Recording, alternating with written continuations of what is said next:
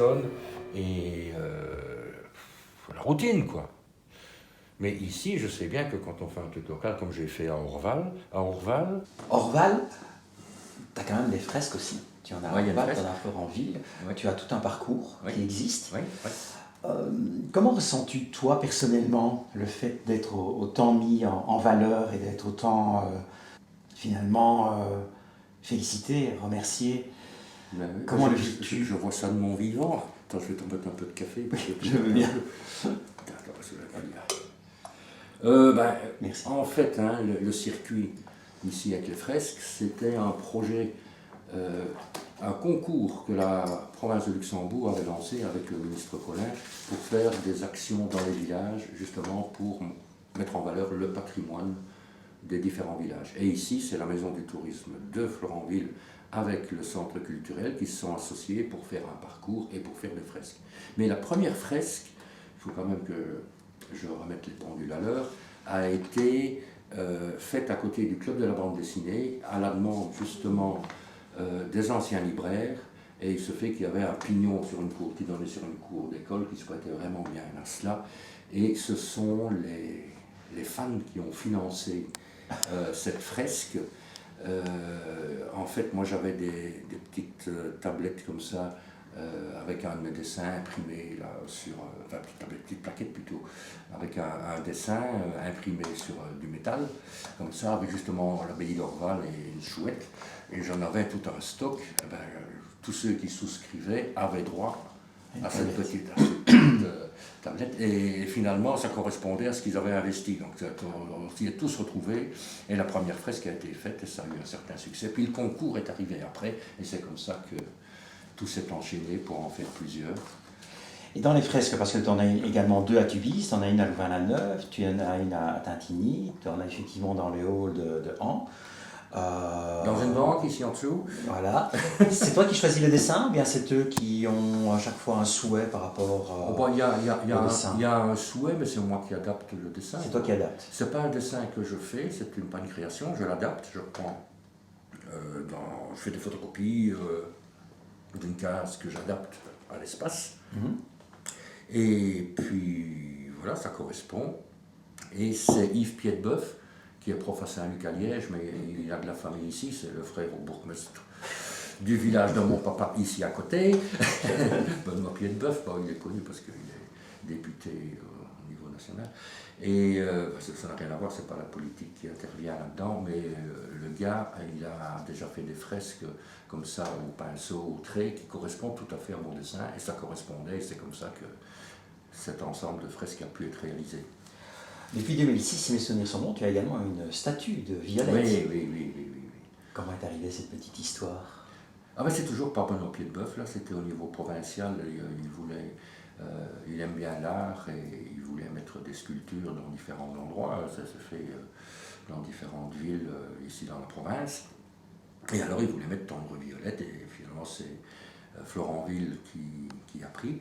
Et le créateur de la sculpture s'appelle Francis Darras, c'est lui qui a fait aussi le cheval à l'entrée de Libremont, pour ceux qui connaissent un peu. Et je me souviens très bien quand j'avais été voir la sculpture, parce qu'il l'a fait d'abord en terre cuite, hein, et puis après elle est moulée, elle est coulée plutôt, hein, pour la couler en bronze. Mais ce que je ne savais pas, c'est qu'il faisait la sculpture en pièces détachées. Hein?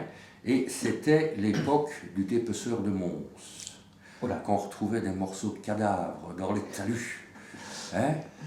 Des cadavres de femmes. Et alors, j'avais encore cette image dans la tête. Puis quand je vais dans son atelier, il y a des étagères un peu du brol partout.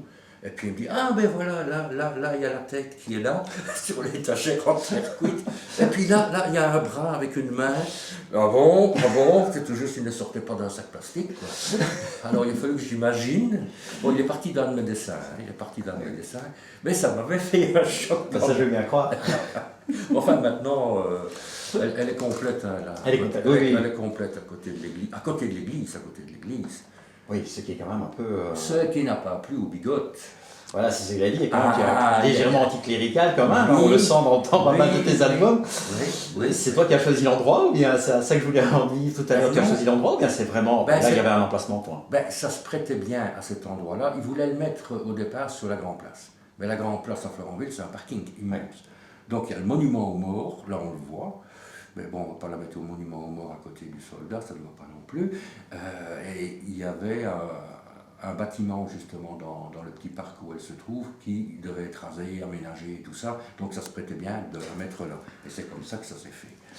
Comme ça que ça s'est fait. Mais maintenant c'est accepté. Ben, de toute façon, je suis dans l'abbaye d'Orval, hein, donc j'ai des très bons rapports avec les moines. Et ils vendent mes albums.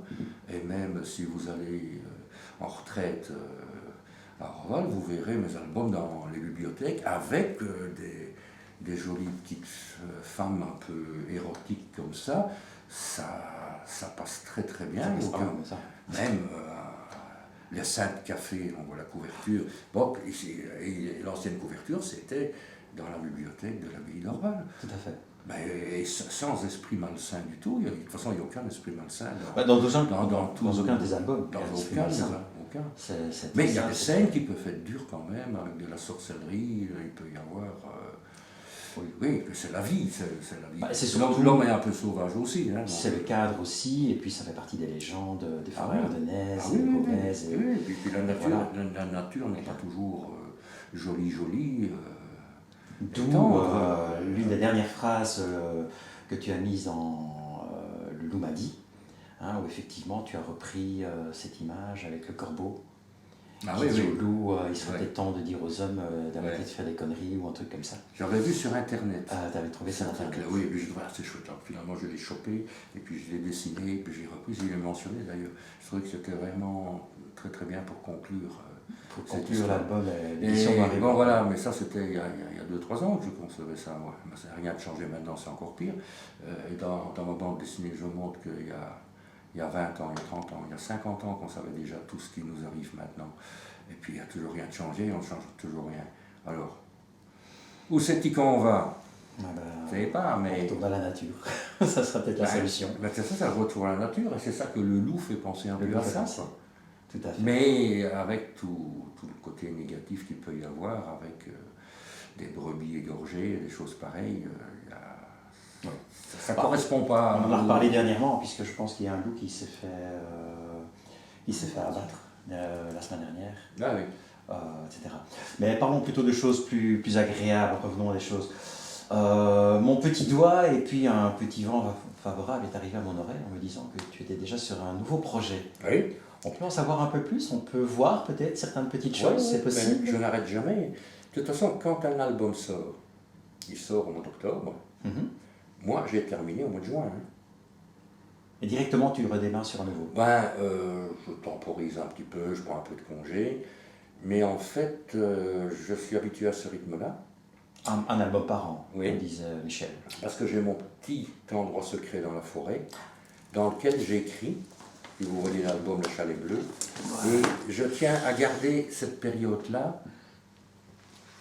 Voilà. Les personnages ne sont pas toujours là autour de moi, hein, quand j'écris, comme derrière. Hier, Julie était quand même très très flattée, et Michel aussi, d'avoir été mangé dans cette antre secrète que tu gardes. Et Julie nous disait notamment, j'ai retrouvé exactement le même... oui, ça, ce sont peut-être les... Ça, on va peut-être... les mêmes sensations et le même décor et tout. Ah bah oui, et elle a vraiment adoré... Voilà, c'est très nature. Hein. J'ai des martins pêcheurs, j'ai des cigognes noires, des aigrettes. Malheureusement, des ratons laveurs, il y en a partout, parce qu'ils foutent le bordel, ceux-là. Ah. Ça faudrait quand même essayer de prendre des mesures pour ne pas les laisser trop se développer. Et donc, voilà. Ton projet? Mon projet, c'est-à-dire justement, on a vu l'album là, pour l'amour de Guenièvre, le chevalier de la table ronde. Il y a des légendes médiévales aussi en Ardennes, hein, les quatre fils Aymon, le chevalier au cygne, la fée Mélusine. Et je n'avais pas encore traité cela parce que, bon, tout ce qui est un peu moyenâgeux, le chevalier de la table ronde, c'est toujours des combats d'un château à l'autre. C'est vraiment pas mon truc à illustrer. Et puis je me dis, je n'ai pas encore fait ça, mais je voudrais quand même bien revenir un peu à ces légendes moyenâgeuses. J'essayais de trouver d'autres légendes que ce que j'avais déjà traité jusqu'à présent, dans mon univers habituel, hors Moyen-Âge. Je trouvais une idée, puis ah ben non, ça j'ai déjà fait dans tel album, ça j'ai déjà fait là, donc là je pouvais pas. Et justement, je me dis, je vais radicalement me forcer à essayer de trouver des trucs, et finalement je ne vais pas raconter les légendes de tous ces personnages, mais je vais faire un peu un hommage à tous ces personnages-là, à travers l'histoire d'un sorcier qui s'appelait Belem, au XVIIIe siècle, dans la région des Ouailles. Donc j'avais là, c'est des petites nouvelles comme ça qui avaient été retranscrites par un médecin de la région. Bon, c'est très naïf comme truc, mais ça a son côté sorcier un peu, et ça a un côté beaucoup plus amusant, moins sérieux que l'album Le Loup m'a dit. Alors je me dis, ben, je vais un peu me lâcher là-dedans. Et j'ai découvert aussi le château de Reinhardstein, qui se trouve près de Malmedy, au pied du lac de Robertville. C'est un château fort qui a été restauré par un médecin. Il a voué sa vie à cela. Maintenant, il est décédé récemment, enfin récemment, il n'y a pas si longtemps. Et on peut visiter ce château. Et ce château, l'un des administrateurs, c'est Jean-Luc Duvivier de Fourtan, qui a écrit pas mal de dossiers de mes albums. Quand on parle de contes, de légendes, c'est vraiment le monsieur Bram et le monsieur Légende ardennaise. Et puis c'est un ami. Et alors justement, je suis allé visiter le château avec lui. Enfin, j'avais déjà visité en touriste un peu avant pour me rendre compte. Et puis j'ai fait le choix justement de prendre ça comme cadre. Et comme ça, j'ai le côté moyenâgeux. Ça se passera au XVIIIe siècle. Je mélange tout. Tu mélanges tout. Je mélange tout. On verra bien ce que ça donnera, en espérant rester crédible.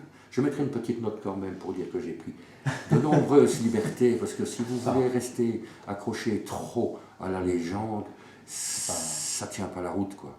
Ça ne tient pas la route. Ça ne tient pas la route, hein, parce que Mélusine et tout ça, c'est une légende, c'était une commande qui avait été faite par la famille Lusignan, c'est des nobles, mais c'est plus dans le sud de la France. Ça faisait bien, quand on avait des titres de noblesse, d'avoir un nom de fée, une légende sur son blason.